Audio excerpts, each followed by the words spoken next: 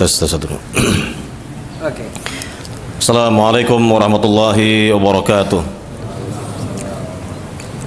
Innal hamdalillah nahmaduhu wa nasta'inuhu wa nastaghfiruh wa na'udzu billahi min shururi anfusina wa min sayyiati a'malina. May yahdihillahu fala mudilla lahu wa may yudlil fala hadiya lahu. Asyhadu an la ilaha illallah wahdahu la syarika lahu.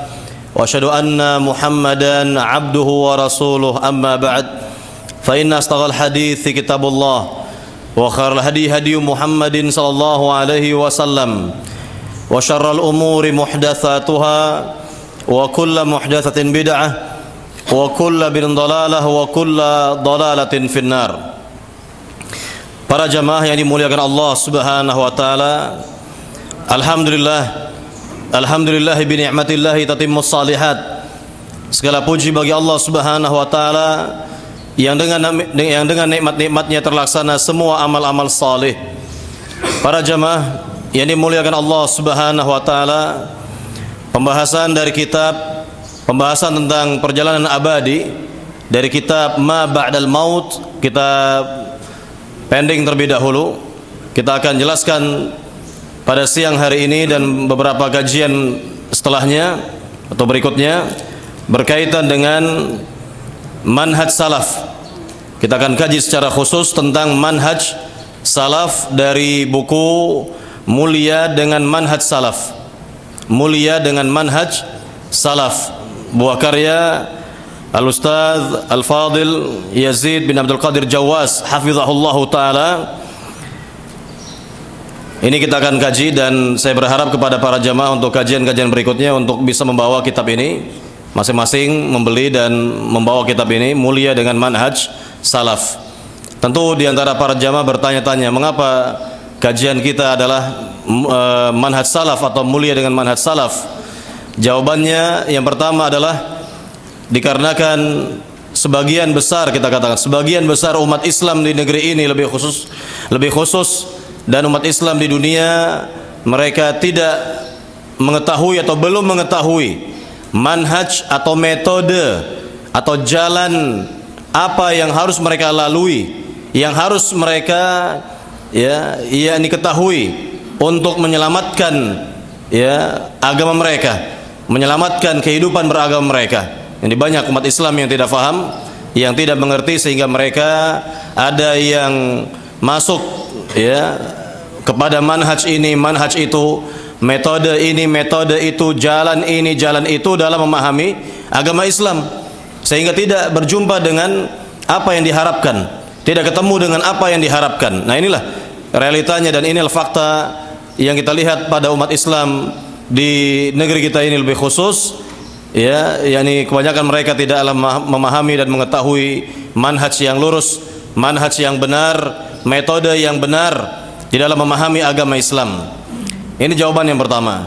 Kemudian jawaban yang kedua adalah bahwa banyak pula di antara umat Islam ini belum memahami dan tidak bisa membedakan antara manhaj dengan akidah, antara manhaj dengan akidah Islam atau dengan ajaran-ajaran Islam lainnya.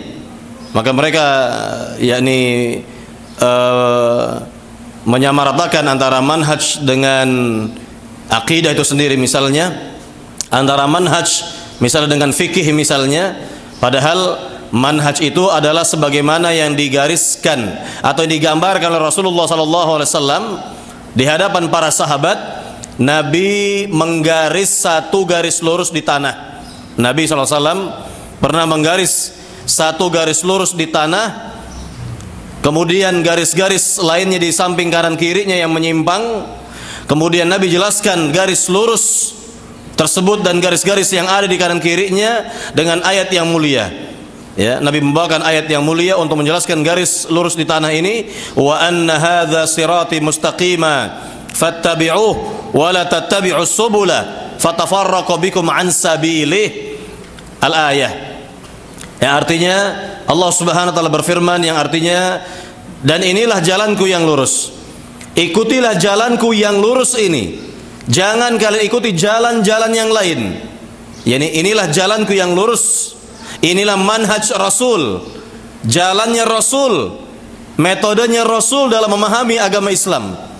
Jangan kalian ikuti jalan-jalan yang lain, yakni jangan kalian ikuti manhaj-manhaj yang lain, jalan-jalan yang lain di dalam memahami agama Islam ini. Fatafarraqu bikum an sabilih. Ini dampak buruknya kalau seorang mengikuti jalan-jalan yang banyak tadi yang ada di kanan kiri jalan yang lurus tersebut. Yakni apa? Fatafarraqu bikum an sabilih. Niscaya kalian akan bercerai-berai dibuatnya. Kalian akan bercerai-berai dibuatnya, kata Allah Subhanahu wa taala. Maka inilah yang perlu kita fahami, bahwa manhaj tersebut adalah yakni metode jalan yang benar yang dipakai oleh para salafus salih, para sahabat Nabi di dalam memahami agama Islam. Adapun yang lainnya, jalan-jalan yang lainnya adalah jalan-jalan yang menyimpang, manhaj-manhaj yang menyimpang, ya, manhaj yang menyimpang. Nanti kita akan jelaskan berkaitan dengan berbagai macam manhaj atau metode atau jalan selain dari manhaj salaf, yang mana manhaj tersebut telah menyimpang dari jalan yang benar, jalan yang ditempuh oleh Rasulullah dan para sahabat radhiyallahu taala anhum ajma'in. Para jamaah yang dimuliakan Allah Subhanahu wa taala, ini merupakan jawaban mengapa kita mengkaji kitab mulia dengan manhaj salaf, agar kita lebih jelas, lebih faham, lebih mengerti mana manhaj yang sebenarnya, manhaj yang wajib diikuti, dan mana manhaj yang menyimpang dari manhaj Rasul dan para sahabat, dari jalannya Rasul dan para sahabat dalam memahami agama Islam. Para jamaah yang dimuliakan Allah Subhanahu wa taala, dalam kitab mulia dengan manhaj salaf ini, muallif kitab atau pengarang kitab membawakan pertama muqaddimah. Kemudian setelah itu bab yang pertama tentang definisi manhaj, definisi salaf, ya, baik secara etimologi maupun terminologi. Kemudian bab yang kedua nama-nama lain dari salaf. Kemudian bab yang ketiga tentang keutamaan salafus salih, akan dijelaskan mengenai keutamaan-keutamaan yang banyak dari para sahabat radhiyallahu taala anhum ajma'in. Kemudian bab yang keempat mengenai dalil-dalil bahwa manhaj salaf sebagai hujjah yang wajib diikuti oleh umat Islam. Bab yang kelima, prinsip terpenting manhaj salaf dalam akidah. Kemudian bab yang keenam, karakteristik manhaj salaf. Bab yang ketujuh mengenai sifat-sifat yang dengannya seorang muslim berhak dikatakan sebagai salafi. Nah, ini kita akan jelaskan juga berkaitan dengan masalah ini, karena banyak yakni syubhat. Ya, banyak sekali syubhat-syubhat yang ada pada sebagian kaum muslimin. Kemudian bab yang ke-8 mengenai prinsip-prinsip dakwah salaf. Kemudian yang ke-9 ciri-ciri dakwah hizbiyah dan sururiyah. Bab yang ke-10 berbagai faedah, buah dan manfaat yang besar dari berpegang teguh dengan manhaj salaf. Bab yang ke-11 masa depan Islam berada pada manhaj salaf. Ini sudah saya jelaskan di Radio Roja pada hari Selasa beberapa kajian yang lalu, bahwa al-mustaqbalil Islam, masa depan dunia ini berada di tangan umat Islam. Umat Islam yang mana? Pertanyaan, umat Islam yang mana? Umat Islam yang berada pada manhaj salaf. Umat Islam yang berada pada manhaj salaf. Nah, ini akan kita jelaskan nanti pada pembahasannya insyaallah. Kemudian bab yang ke-12 syubhat-syubhat seputar dakwah salaf dan bantahannya. Kemudian baru yang ke-13 yang terakhir, bab yang terakhir tentang firqah-firqah yang sesat dan menyesatkan. Ada kurang lebih muallif bawakan di sini 27 firqah. 27 firqah yang muncul di masa para sahabat seperti Khawarij, ya, dan seterusnya, sampai yang muncul di zaman kita sekarang ini, ya, seperti JIL, Jaringan Islam Liberal, ya. Mungkin nanti akan ditambahkan oleh muallif poin atau nomor ke-28, karena di sini cuma 27 dari firqah-firqah sesat tersebut. Mungkin nanti akan ditambah lagi 28-nya JIN, Jaringan Islam Nusantara. Para jamaah yang dimuliakan Allah Subhanahu wa taala, kita lihat dari muqaddimah yang dibawakan muallif kitab, pengarang kitab mulia dengan manhaj salaf. Beliau pertama menjelaskan tentang realita umat Islam. Ini diambil dari hadis Thauban. Hadis Thauban maula Rasulullah sallallahu alaihi wasallam di mana Nabi sallallahu alaihi wasallam bersabda, kita dengarkan hadis Nabi yang mulia ini, yushiku an tada'a alaikumul umam kama tada'a al-akalatu ila qas'atiha faqala qail aw min qillatin nahnu yawma idzin qala bal antum yawma idzin katsir walakinnakum ghutha كغثاء السيل ولا ينزعن الله من صدور عدوكم المهابة منكم ولا يقذفن الله في قلوبكم الوهن قالوا يا رسول الله وما الوهن قال حب الدنيا وكراهية الموت. Kata Nabi sallallahu alaihi wasallam dalam hadis yang dikeluarkan oleh Imam Abu Dawud, Ahmad dan yang lainnya, dan Al-Imam Al-Albani membawakan kitab ini, hadis ini dalam kitabnya Silsilah As-Sahihah. Nabi sallallahu alaihi wasallam bersabda yang artinya hampir-hampir saja, kata Nabi, musuh-musuh kalian mencabik-cabik kalian, memporak-porandakan kalian wahai umat Islam, sebagaimana binatang-binatang buas itu, sebagaimana binatang-binatang itu memperebutkan makanannya, sebagaimana binatang-binatang memperebutkan yakni makanan. Kemudian di antara sahabat ada yang bertanya, wahai Rasul, apakah jumlah umat Islam ketika itu dikit, ketika itu sedikit? Ya ini kok mudah sekali diporak-porandakan, mudah sekali umat Islam itu dikotak-kotak, mudah sekali umat Islam itu dicerai-beraikan. Apakah jumlah umat Islam itu sedikit wahai Rasul? Lihat ini berita kenabian dari beliau sallallahu alaihi wasallam yang bisa kita buktikan di zaman kita sekarang ini. Kata Nabi, bal antum yauma idzin katsir. Bahkan jumlah kalian banyak, kata Nabi sallallahu alaihi wasallam. Namun sayang, kata Nabi, jumlah kalian yang banyak itu seperti buih yang dibawa oleh gelombang atau banjir yang besar. Dan Allah Subhanahu wa taala akan mencabut rasa gentar dari hati musuh-musuh kalian terhadap kalian wahai umat Islam. Dan Allah Subhanahu wa taala akan memberikan penyakit al-wahan pada hati kalian wahai umat Islam. Maka para sahabat bertanya, apa itu al-wahan wahai Rasul? Kata Nabi yang mulia, hubbud dunya wa karahiyatul maut. Cinta dunia yang berlebihan dan takut mati, kata Nabi sallallahu alaihi wasallam. Nah, sekarang kita akan jelaskan ya hadis yang mulia ini berdasarkan keterangan para ahli ilmu, dan hadis ini dibawakan oleh Syekh Salim Al-Hilali, Syekh Salim bin Eid Al-Hilali dalam kitabnya Limadza Ikhtartu Al-Manhaj As-Salafi, mengapa aku memilih manhaj salaf. Para jamaah yang dimuliakan Allah Subhanahu wa taala, kita lihat dari penggalan hadis Nabi yang pertama, yushiku an tada'a alaikumul umam kama tada'a al-akalatu ila qas'atiha. Kata Nabi sallallahu alaihi wasallam, hampir-hampir saja kalian diporak-porandakan oleh musuh-musuh kalian, sebagaimana ya makanan yang terhidang itu diperebutkan oleh binatang-binatang, kata Nabi sallallahu alaihi wasallam.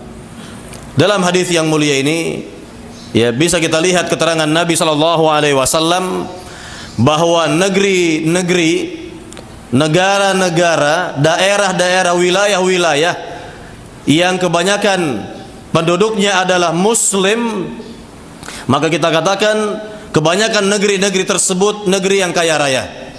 Negeri-negeri yang kaya raya. Coba lihat. Ya hampir semuanya.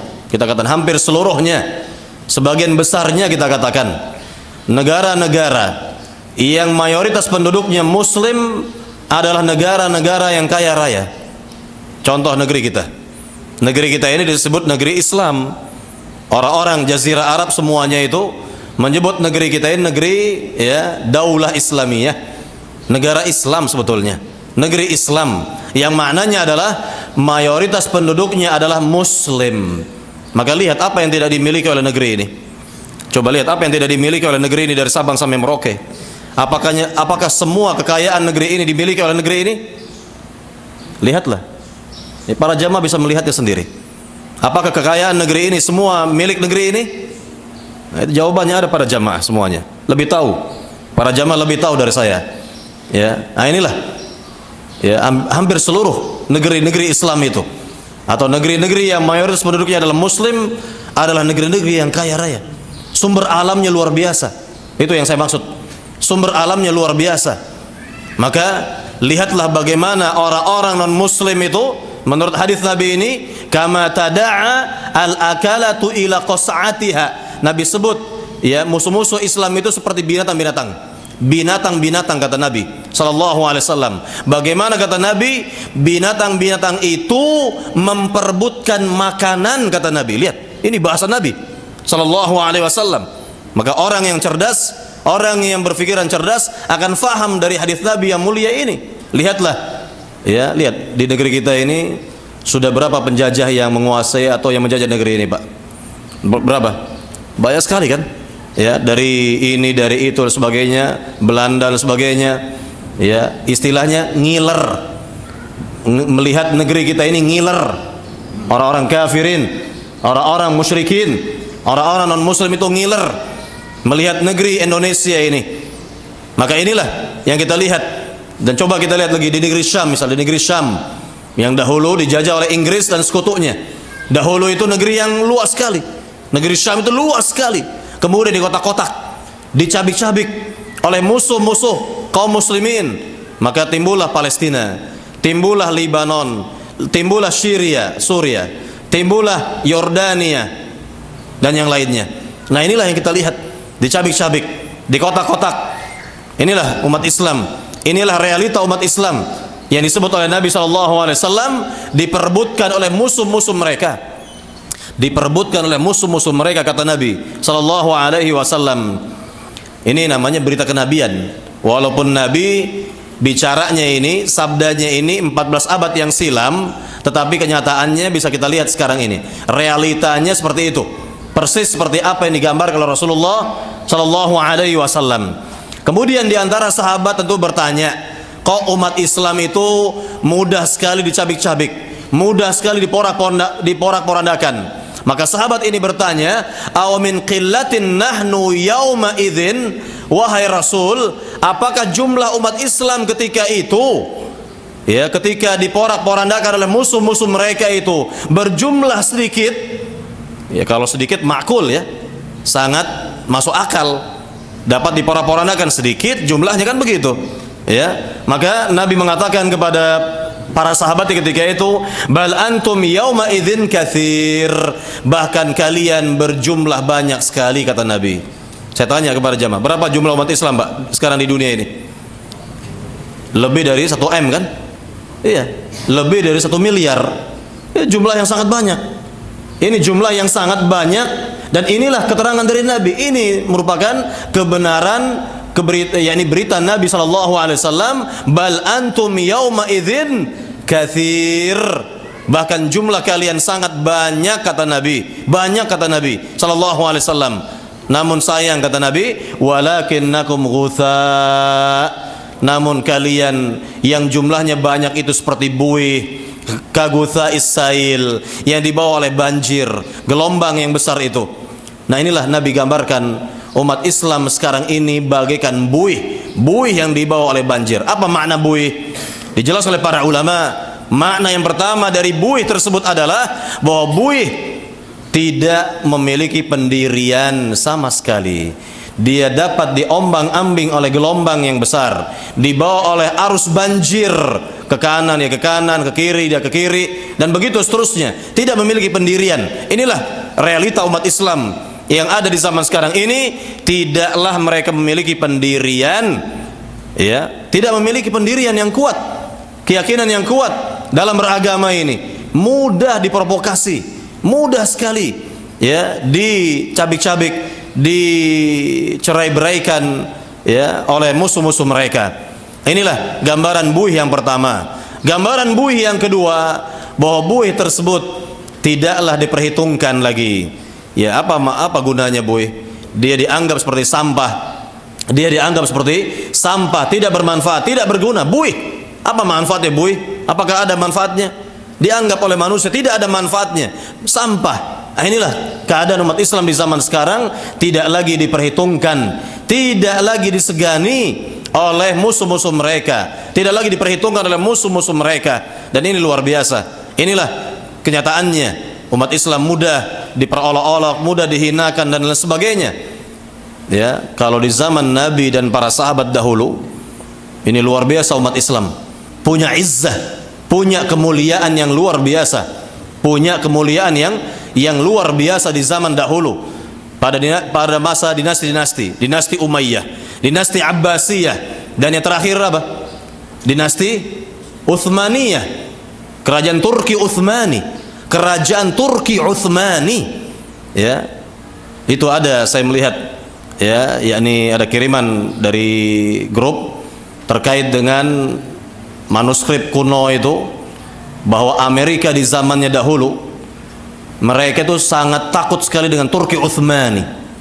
Ya, Amerika tidak ada apa-apanya di zaman itu. Turki Utsmani menguasai dunia di zaman itu. Ya, semua takut dengan Turki Utsmani, kerajaan Islam itu, Turki Utsmani. Maka Amerika saja ketika itu membayar upeti kepada kerajaan Turki Utsmani. Bayangkan, saking takutnya kepada Turki Utsmani, Amerika itu membayar upeti kepada kerajaan Turki Utsmani di zamannya. Nah, begitu pula dengan kerajaan-kerajaan yang ada di Eropa itu. Mereka takut semuanya kepada kerajaan Turki Utsmani. Ini izzah, ini kemuliaan umat Islam. Kemuliaan umat Islam di zamannya itu. Ini luar biasa. Ya, dan ini tidak ada di zaman sekarang. Tidak ada lagi di zaman sekarang ini. Dan nanti akan kembali. Akan kembali mulia lagi. Akan kembali jaya lagi umat Islam. Ya, yakni di akhir zaman nanti, ketika Allah Subhanahu wa taala munculkan, ya, Imam Mahdi versi Islam, dan diturunkannya Nabi yang mulia Nabi Isa alaihissalam, maka akan dimuliakan kembali umat ini semulia-mulianya sebagaimana janji Allah Subhanahu wa taala yang terdapat dalam surat At-Taubah ayat 33. Allah berfirman, "Huwallazi arsala rasulahu bil huda wa dinil haq liyudhhirahu 'ala ad-din kullih walau karihal musyrikun," kata Allah. Ya, artinya dialah Allah yang telah mengutus rasulnya dengan petunjuk dan agama yang hak, agar Allah menampakkan agama Islam di atas agama-agama yang ada, walaupun semua orang-orang musyrik tidak suka. Maka ketika turun ayat yang mulia ini, Aisyah berkata kepada Nabi SAW, "Inni la adhunnu, ya, anna Allah azza wa jalla," bahwa aku mengira bahwa Allah Subhanahu wa taala telah mewujudkan janjinya itu pada zaman ini. Ya. Apa kata Nabi SAW? "Innahu sayakun," kata Nabi, janji Allah ini akan terjadi nanti di zamannya, di akhir zaman. Di akhir zaman nanti. Yakni apa? Kejayaan umat Islam, zaman keemasan umat Islam di zaman dahulu yang kita lihat, dari mulai zaman Nabi Muhammad SAW, zaman para sahabat, zaman tabi'in, zaman tabi'ut tabi'in, sampai kepada dinasti Turki Utsmani, itu baru sebagian kecil. Itu zaman keemasan, ya, yang dikatakan oleh Syekh Al-Albani, baru sebagian kecil Allah berikan janjinya itu. Nanti Allah wujudkan, puncaknya nanti Allah wujudkan di akhir zaman nanti.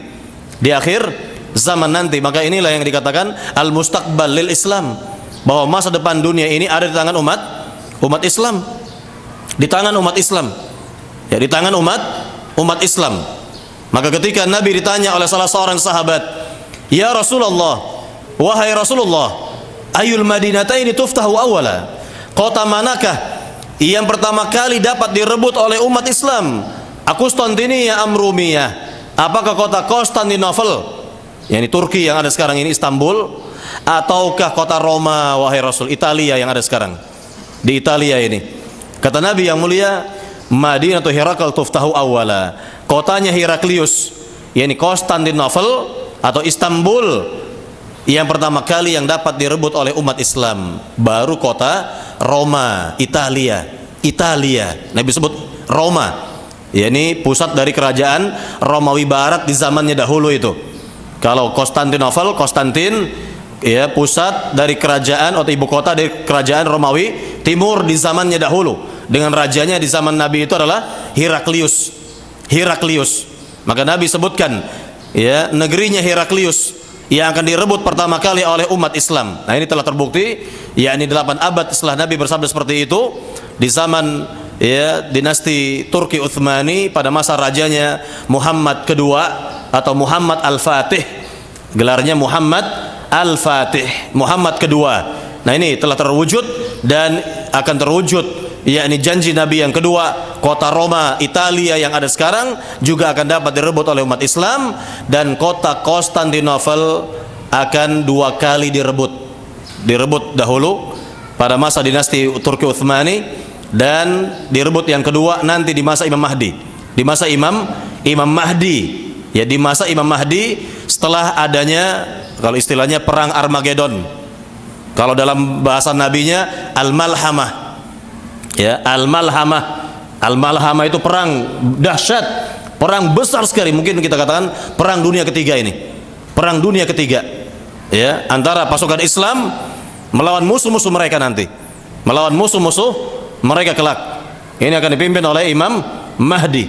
Baru setelah itu Imam Mahdi mengerahkan pasukan Islam ke arah Turki, dan Turki dapat direbut oleh umat Islam dengan takbir saja. Dengan takbir, bukan dengan senjata. Dengan takbir. Jadi pasukan Islam nanti akan bertakbir semuanya, Allahu Akbar. Maka ya ini yang pemerintahan ketika itu adalah pemerintahan yang apa namanya? Liberal ya. Pemerintahan yang apa namanya? Sekuler akan direbut kembali oleh umat Islam sepenuhnya. Ini di zaman Imam Mahdi nanti. Ya, jadi sekali lagi kita berkeyakinan dan kita harus optimis bahwa dakwah salaf ini terus akan berkembang dan terus akan berkembang. Karena masa depan dunia ini berada pada yakni umat Islam yang bermanhaj salaf dengan pemimpin kaum muslimin secara umum Imam Mahdi beserta Nabi yang mulia Nabi Isa alaihissalam. Para jamaah yang dimuliakan Allah Subhanahu wa taala, kembali kepada hadis Nabi ini.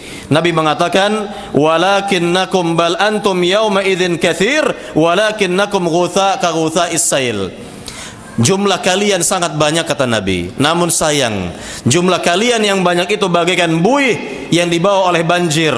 Kemudian kata Nabi selanjutnya, wala yanzi'annallah min suduri aduwikumul mahabah minkum, dan sungguh Allah Subhanahu wa taala akan mencabut rasa gentar, rasa takut di hati musuh kalian terhadap kalian wahai umat Islam. Ini kebalikan di zaman dahulu. Ya, ini kebalikan di zaman dahulu, di zaman Nabi saja. Di zaman Nabi, apa kata Nabi SAW? Nusirtu birru'bi masyirata syahrin kata Nabi SAW. Aku ditolong oleh Allah Subhanahu wa taala dengan cara Allah memberikan rasa gentar di hati musuh 1 bulan perjalanan. Maksudnya adalah musuh di zaman itu, musuh umat Islam di zaman itu baru mendengar ya Nabi dan para sahabatnya ingin keluar dari negerinya memerangi mereka, mereka sudah takutnya luar biasa. Sudah takutnya luar biasa mereka itu di zamannya itu. Ini luar biasa. Ya. Ini luar biasa. Saya tanya, kalau tidak salah perang yang besar, perang Yarmuk ya, antara pasukan Romawi dengan pasukan Islam. Berapa Pak jumlah pasukan Romawi ketika itu dengan pasukan Islam? Pasukan Romawi kalau tidak salah jumlahnya 200.000. 200.000 lawan pasukan Islam yang kebanyakan mereka adalah para sahabat Nabi, yaitu cuma 3.000, kurang lebih lah ya. Pasukan Romawi ketika itu 200.000. Maka kalau disebut dalam kitab-kitab sejarah itu disebut Al-Jaish Al-Aramram. Al-Jaish Al-Aramram, yakni pasukan yang sangat besar sekali, banyak sekali jumlahnya, melawan sekian ribu saja. Ya, melawan sekian ribu dari pasukan Islam. Luar biasa. Kemenangan ada pada pasukan Islam. Kemenangan Allah beri kemenangan yakni pada pasukan kaum muslimin. Dan ini luar biasa. Gentarnya mereka luar biasa itu menghadapi pasukan Islam, padahal pasukan Islam sedikit, sangat-sangat sedikit di zaman itu, ketika itu. Nah, inilah yang kita lihat Bagaimana hati musuh itu ketika itu gentarnya luar biasa terhadap kaum muslimin. Karena mereka apa? Karena mereka berpegang pada manhaj salaf. Manhaj salaf, yakni jalannya, metodenya para sahabat di dalam memahami agama Islam. Para jamaah yang dimuliakan Allah Subhanahu wa taala. Kemudian kata Nabi di sini, kebalikannya kata Nabi sallallahu alaihi wasallam, "Wa la yakdhifannallahu fi qulubikumul wahan." Dan Allah Subhanahu wa taala akan memberikan kepada hati kalian itu penyakit al-wahan. Maka para sahabat bertanya, "Wa mal wahnu ya Rasulullah?" Apa itu wahan wahai Rasul? Kata Nabi yang mulia, wahan itu adalah hubbud dunya wa karahiyatul maut. Cinta dunia yang berlebihan dan takut mati.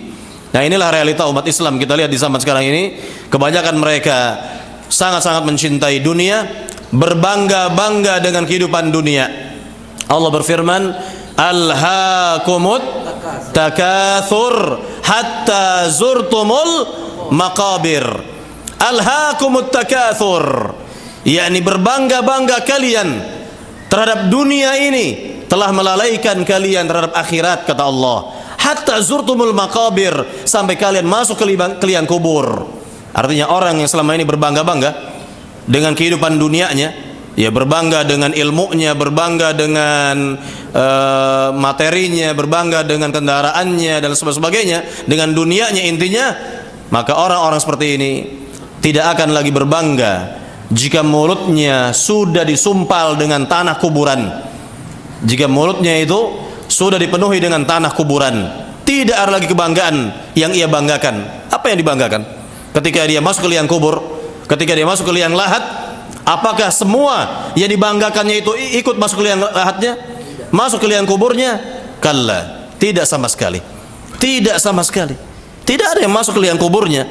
Maka inilah Allah Subhanahu wa taala menyindir manusia dengan firman-Nya tadi, "Alhaakumut takatsur hatta zurtumul maqabir." Ya, berbangga-bangga kalian dengan kehidupan dunia telah melupakan kalian dari akhirat sampai kalian masuk ke liang kubur, kata Allah Subhanahu wa taala. Maka Allah jelaskan bahwa kehidupan akhirat jauh lebih baik, wal akhiratu khairu wa abqa, dan kehidupan akhirat itu jauh lebih baik, ya, dan kekal, kata Allah Subhanahu wa taala. Inilah yang perlu kita perhatikan di sini. Tidak boleh kita yakni sangat-sangat membanggakan kehidupan dunia, sangat mencintai kehidupan dunia ini, atau berlebihan di dalam mencintai kehidupan dunia dan takut mati. Arti takut mati di sini, ya, ini tidak ada kontribusi. Tidak ada kontribusi terhadap Islam dan kaum muslimin. Takut terkait dengan kehidupan akhirat, ya, mati, takut sekali dengan mati ini. Makanya banyak orang-orang di zaman sekarang, Pak, ya, istilah katanya, banyak orang zaman sekarang ini lebih memikirkan bagaimana hidup itu lebih baik, dan tidak mereka berpikir bagaimana matinya itu baik, lebih baik. Bagaimana mati kita itu husnul khotimah, tetapi yang difikirkan oleh manusia di zaman sekarang bagaimana hidup yang baik, bukan bagaimana mati yang baik nanti. Begitu. Ya, ini kan kebanyakan orang seperti itu. Lalai dengan kehidupan akhirat. Lihatlah para sahabat. Lihatlah para sahabat. Ya, mereka sangat rindu dengan kematian. Sangat rindu dengan akhirat. Akhirat ada di hati mereka dan dunia di tangan mereka. Dunia di tangan mereka. Kalau umat Islam sekarang berbalik. Hati, ya, yang ada di hati apa? Dunia mereka. Ya, dunia mereka. Nah, inilah kebalikan dan realita yang sangat mencolok sekali, ya, yang kita lihat di zaman sekarang ini. Apa yang ada di zaman para sahabat, para salafus salih, bisa kita lihat dan kita bandingkan dengan, ya, kaum muslimin di zaman kita sekarang ini. Maka inilah hadis Thauban maula Rasulullah sallallahu alaihi wasallam yang mengingatkan kita tentang realita umat Islam di zaman kita sekarang ini. Para jamaah yang dimuliakan Allah Subhanahu wa taala, Nabi sallallahu alaihi wasallam tekankan bahwa agama Islam adalah satu-satunya agama yang diridhai oleh Allah Subhanahu wa taala. Allah Subhanahu wa taala berfirman dalam ayat yang mulia, "Innad dina 'indallahil Islam." Sungguhnya agama yang diterima di sisi Allah hanyalah Islam, kata Allah Subhanahu wa taala. Atau dalam ayat yang lain, dalam surat yang sama Ali Imran Ayat 85, kalau yang tadi ayat 19-nya, sekarang ayat 85, Allah Subhanahu wa taala berfirman, "Wa may yabtaghi ghairal islami dinan fala yuqbala min wa huwa fil akhirati minal khasirin." Barang siapa mencari agama selain dari agama Islam, maka tidak akan diterima oleh Allah, dan ia kelak di negeri akhirat termasuk dari orang-orang yang rugi, kata Allah Subhanahu wa taala.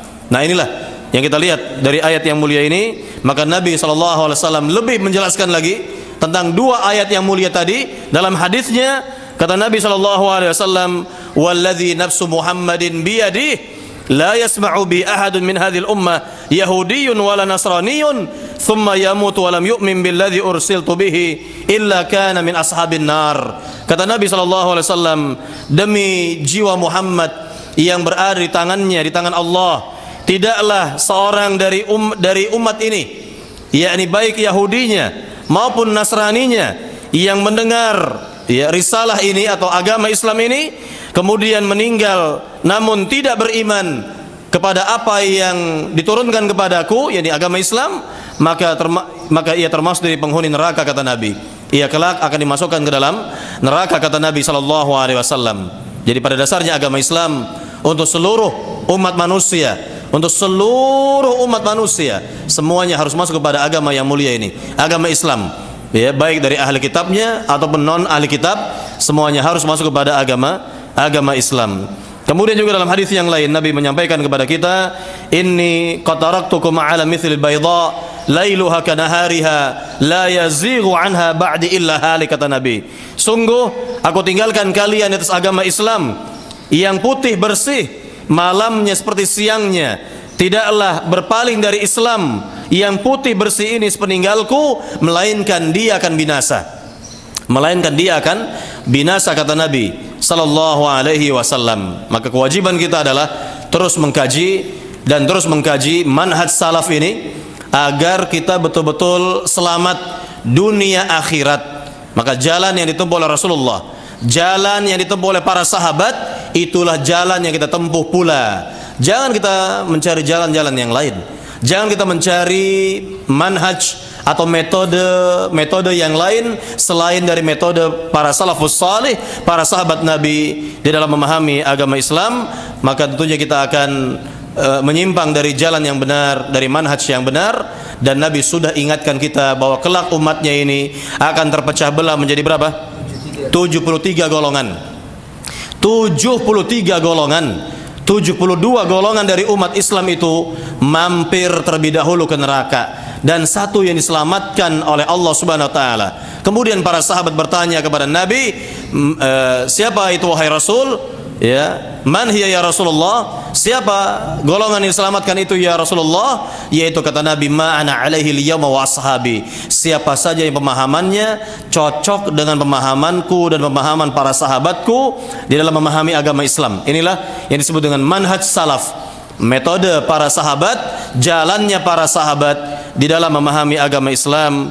Wallahu taala alam. Barangkali sampai di sini penjelasan dari muqaddimah kitab ini. Nanti kita akan lanjutkan kembali dari kitab Mulia dengan Manhaj Salaf. Dan sekali lagi saya berharap kepada para jamaah seluruhnya masing-masing memiliki kitab ini, dan kita akan kaji bersama, dan insya Allah kita akan mendapatkan kebaikan-kebaikan dari apa yang kita kaji ini dengan izin Allah Subhanahu wa taala. Amin ya rabbal alamin. Silakan jika ada pertanyaan dari para jamaah terkait dengan materi kita di siang hari ini. Silakan.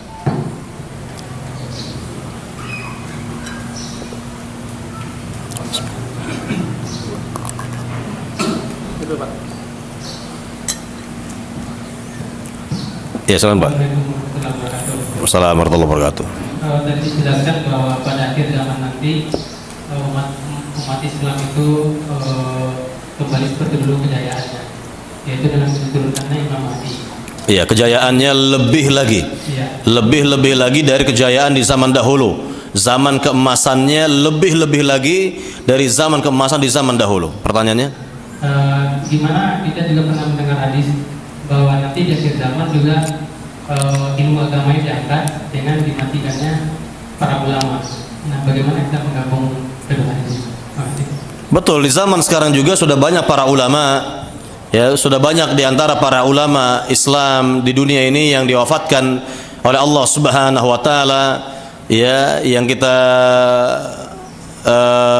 dengar misalnya tahun-tahun 2000-an itu dengan wafatnya ya Al-Allamah Al-Muhaddits Syekh Al-Albani rahimahullah taala, kemudian Syekh bin Baz, kemudian setelah itu Syekh Muhammad bin Shalih Al-Utsaimin, disusul dengan ulama besar Yaman Syekh Muqbil Al-Wadi'i dan ulama-ulama lainnya, ya, ulama-ulama Islam lainnya. Ya, ini banyak yang sudah wafat. Namun perlu diingat juga nanti Imam Mahdi akan dibaiat di Ka'bah oleh para ulama. Ulama yang ada di zamannya ini, yang ada di zamannya tersebut, ya, dibaiat nanti di Ka'bah, ya, di negeri Ka'bah. Dan Imam Mahdi ini orang Madinah, kelahiran Madinah, besarnya di Madinah, umur 40 tahun beliau hijrah ke Baitul Maqdis. Dan sebelumnya ke Palestina, ya. Sebelumnya ke Mekah dulu dibaiat, ya, oleh umat Islam. Baru ke Baitul Maqdis memimpin perang besar. Memimpin perang besar dipimpin oleh Imam Mahdi itu. Dan umat Islam menang. Umat Islam menang dengan kemenangan yang luar biasa nanti melawan musuh-musuh mereka. Dan disebutkan dalam hadis bahwa musuh besar umat Islam ketika itu adalah Romawi. Maksudnya orang-orang Nasrani dan yang semisalnya, kurang lebih seperti itu. Ya, bisa gabungan orang-orang tentara-tentara Eropa yang juga akan memerangi kaum muslimin, mungkin juga gabungan dengan yang lainnya. Wallahu taala alam. Intinya adalah dimenangkan oleh umat Islam nanti, ya, yang dipimpin oleh Imam Mahdi. Wallahu taala alam. Nah, jelas Pak ya? Ada lagi? Silakan. Yang belakang silakan.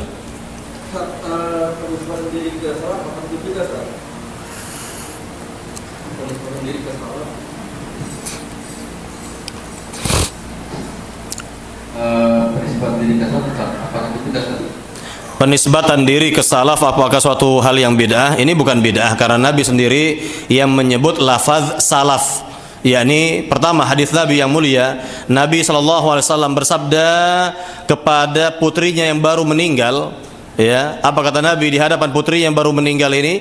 Ilhaqi bi salafinas salih Uthman al-mad'un, wahai anakku, temuilah olehmu salafun salih. Salaf, lihat disebut salaf di sini. Ya, ini pendahulu kita yang salih, yaitu Uthman al-Mad'un. Uthman al-Mad'un ini adalah salah seorang sahabat Nabi yang pertama kali dimakamkan di Baqi al-Gharqad. Ini Uthman al-Mad'un namanya. Nabi bersabda sekali lagi kepada putrinya yang baru meninggal, ilhaqi bi salafinas salih. Wahai anakku, temuilah olehmu pendahulu kita yang salih, yaitu Uthman al-Mad'un. Kemudian sabda Nabi yang kedua, di mana Nabi juga menyebut lafaz salaf, ya, di hadapan Fatimah. Apa kata Nabi di hadapan Fatimah? Ya, ni'mas salaf ana laki. Ni'mas salaf, sebaik-baik salaf, sebaik-baik pendahulu bagimu adalah aku, kata Nabi. Sebaik-baik pendahulu bagimu adalah aku. Artinya Nabi lebih dahulu wafat dari Fatimah, dan 6 bulan setelah itu baru Fatimah meninggal. 6 bulan setelah Nabi wafat baru Fatimah menyusul ayahandanya wafat, meninggal, ya. Nah, ini Nabi sebutkan lafaz salaf. Nabi sendiri keluar dari lisan Nabi lafaz salaf, sehingga lafaz salaf ini bukan lafaz yang bid'ah. Ini sudah ada di zaman Nabi. Nabi sendiri yang mengucapkan lafaz salaf. Jadi makna salaf, ya, makna salaf secara bahasa adalah orang terdahulu, begitu, atau pendahulu. Sedangkan makna salaf secara terminologi, kalau tadi etimologi, terminologi adalah para sahabat Nabi radhiyallahu taala anhum ajma'in, di mana mereka disebut dengan salafus salih, para pendahulu yang salih, ya, para pendahulu yang salih. Sehingga kalau, ya, yakni seorang menisbatkan diri kepada salaf dan menyatakan dirinya salafi, benar-benar dia katakan salafi, ya, ini tidak bid'ah. Ini bukan hal yang baru Karena para ulama juga dahulu demikian, ya. Seperti itulah kurang lebih. Ya, dan kalau di zaman dahulu, misal sebelum adanya firqah-firqah yang menyimpang, ya, umat Islam itu disebut sebagai ahlus sunnah wal jamaah, ini sangat tepat, sangat-sangat tepat. Tetapi kalau kita lihat setelah muncul berbagai macam firqah, kelompok-kelompok yang menyimpang dari manhaj salaf, ya, di mana mereka sebagian besarnya itu menyatakan diri sebagai ahlus sunnah juga, ahlus sunnah wal jamaah, maka penamaan yang lebih tepat untuk membedakan antara ahli bid'ah dengan yang bukan ahli bid'ah adalah salaf, dengan istilah salaf atau salafi orangnya, ya, wallahu taala alam. Nah, inilah banyak orang-orang yang belum faham, yang belum kenal, yang belum mengerti tentang salaf ini, dan banyak syubhat-syubhat, ya, banyak syubhat-syubhat yang dilontarkan oleh sebagian orang tentang manhaj salafiyah atau tentang salaf ini, ya, yakni konotasinya buruk, ya, citranya negatif begitu, ya, ini karena mereka tidak mengetahui atau memang sengaja untuk, ya, ini memberikan gambaran buruk terhadap umat Islam lainnya agar mereka tidak, yakni mengkaji apa itu manhaj salaf, agar mereka tidak mengkaji manhaj salaf. Wallahu taala alam. Nah, silakan yang lain. Masih ada lagi pertanyaan? Silakan Mbak, di belakang Mbak.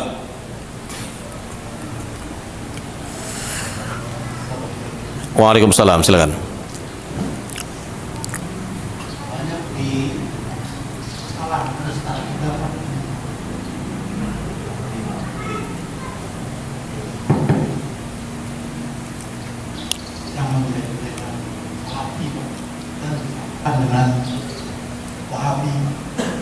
Baik.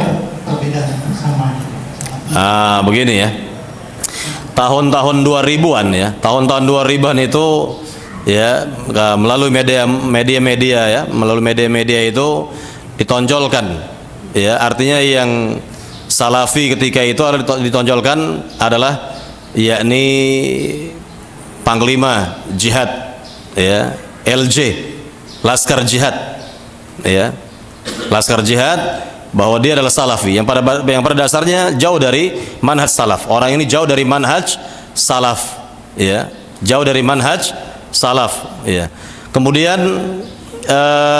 yang kedua, ya, betul, yakni sebagian orang juga ingin membuat citra dakwah salaf ini buruk sehingga mereka, ya, menjulukinya dengan istilah Wahabi. Padahal Wahabi ini tidak ada kaitannya dengan manhaj salaf ini sama sekali. Tidak ada kaitannya dengan dakwah salaf ini sama sekali, ya.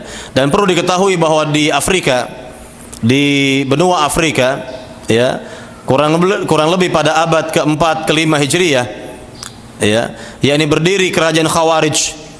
Yang pendiri dari kerajaan Khawarij tersebut adalah Abdul Wahab bin Rustum, ya, Abdul Wahab bin Rustum, atau yang lebih populer dikenal dengan kerajaan Wahabi. Nah, ini kerajaan manhajnya manhaj Khawarij. Manhaj Khawarij artinya metode, ya, orang-orang yang memberontak terhadap pemerintah yang sah. Ini adalah manhaj yang keliru, manhaj yang sudah menyimpang, bukan manhaj salaf lagi ini. Ini bukan manhaj salaf. Ini manhajnya adalah manhaj Khawarij. Mereka, ciri-ciri mereka adalah, ya, mereka mengkafirkan orang-orang di luar golongannya, termasuk kita, dikafirkan oleh mereka. Kemudian juga mereka menghalalkan darah umat Islam. Pokoknya berbuat kerusakan lah, berbuat kerusakan.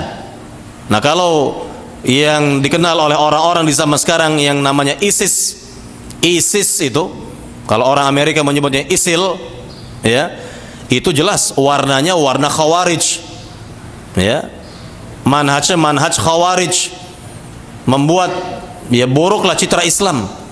Mereka menamakan diri atau mereka menisbatkan diri kepada Islam, kan, ya, mereka mengaku diri Muslim, kan, ya, namun perbuatan-perbuatan mereka merugikan Islam dan kaum muslimin, mencoreng nama Islam dan kaum muslimin, ya. Dan ini luar biasa, dan ini jelas, ya, Khawarij ini jelas dimanfaatkan.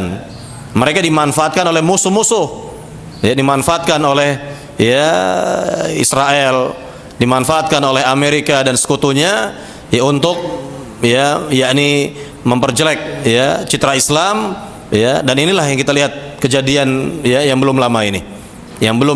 Maka inilah ya sekali lagi kita berlepas diri dari perbuatan mereka ini. Jadi sekali lagi bahwa Wahabi kembali ke Wahabi kepada kerajaan Khawarij di zaman itu. Ya, dan ini oleh kaum misionaris disematkan ya, yakni Wahabi ini kepada dakwahnya Syekh Muhammad bin Abdul Wahhab At-Tamimi. Mestinya bukan dakwah Wahabi ya kan, karena pendirinya adalah Muhammad ya, artinya yang menyebarkan dakwah itu di zamannya pada abad 12 Hijriyah. Kalau Khawarij tadi, kerajaan Khawarij di Afrika sana itu pada abad keempat kurang lebih, ketiga atau keempat ya Hijriyah. Sedangkan dakwah Syekh Muhammad bin Abdul Wahhab di Jazirah Arab itu abad 12 Hijriyah, sangat jauh jaraknya. Nah, ini yang disematkan oleh kaum misionaris ya kepada dakwah Syekh Muhammad bin Abdul Wahhab At-Tamimi guna merusak citra dakwah Syekh Muhammad ini. Nah, kurang lebih seperti itu, Pak. Ya, jadi kalau ada orang di zaman sekarang dakwahnya gencar kepada tauhid, memerangi syirik, maka disebut langsung Wahabi. Langsung ya disebut apa? Wahabi. Padahal mereka sendiri nggak tahu apa itu Wahabi. Ya, mereka sendiri tidak paham apa itu Wahabi, siapa itu Wahabi. Mereka tidak paham, mereka tidak mengerti. Ya, membeok. Ya, kalau dalam bahasa Arabnya adalah ya taklid buta, yakni taklidul a'ma. Ya, taklid al-a'ma, taklid saja, membeok saja. Ya, inilah yang kita lihat. Ya, jadi sekali lagi ya, apa yang dinyatakan oleh sebagian orang itu tidak benar terkait dengan dakwah salaf ini adalah dakwah Wahabi. Ini dari mana? Seperti ini dari mana?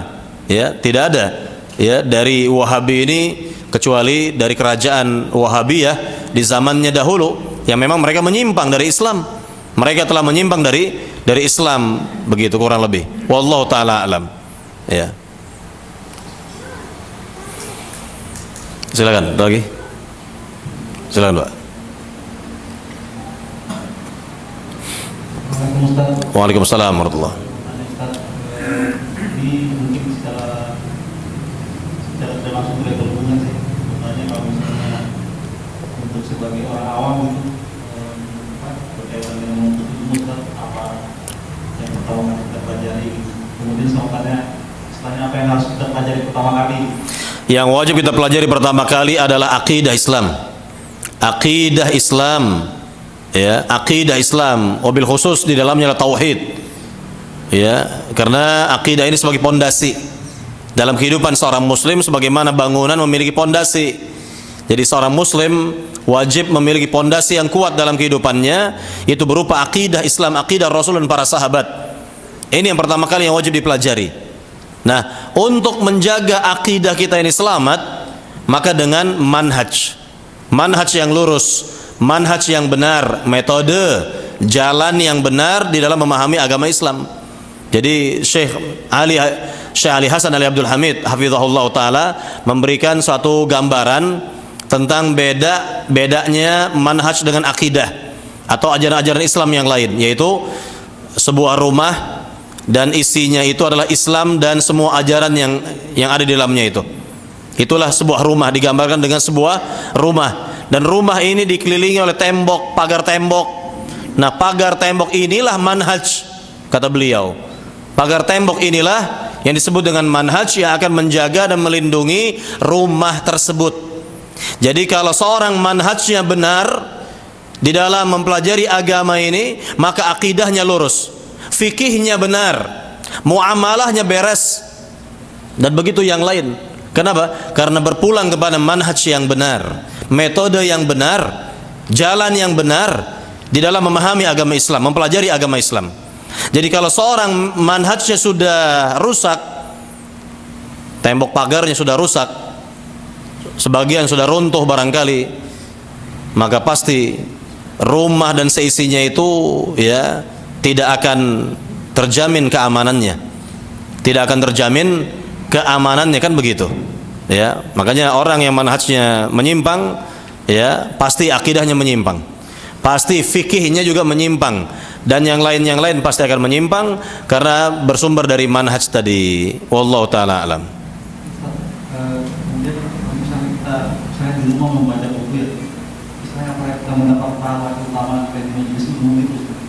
Beda.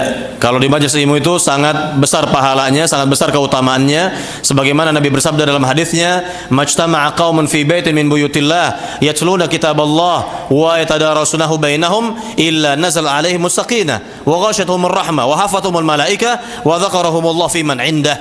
Al-hadis. Kata Nabi sallallahu alaihi wasallam, tidaklah suatu kaum berkumpul di rumah dari rumah-rumah Allah, yakni masjid. Kemudian mereka membaca Al-Quran dan mempelajarinya, melainkan akan turun kepada mereka as-sakinah, sakinah, ketenangan.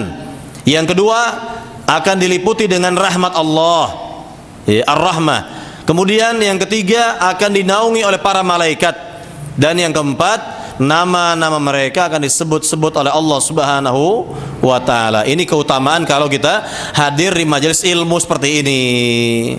Akan mendapatkan paling tidak 4 keutamaan yang tadi telah disebut oleh Nabi yang mulia sallallahu alaihi wasallam. Ini berbeda kalau kita baca buku di rumah. Iya, tentu akan mendapatkan pahala dan mendapatkan yakni pengetahuan dari buku yang dibaca, kan begitu. Tetapi apakah mendapatkan keutamaan yang tadi? Tidak. Ini berbeda. Ini hadir di majelis ilmu seperti ini, di masjid seperti ini, ya mengkaji agama ini. Ya, sekian dalil disebutkan baik dari Al-Quran maupun dari hadis, kan begitu, maka akan mendapatkan 4 keutamaan yang besar ini yang tadi telah disebutkan. Wallahu taala alam. Baik, saya kira sampai di sini perjumpaan kita pada siang hari ini, mudah-mudahan bermanfaat. Lebih kurangnya saya mohon maaf. Wallahu taala alam. Sallallahu Muhammad walhamdulillahirabbil alamin. Subhanakallahumma bihamdik la ilaha illa anta astaghfiruka wa atubu ilaik. Assalamualaikum warahmatullahi wabarakatuh.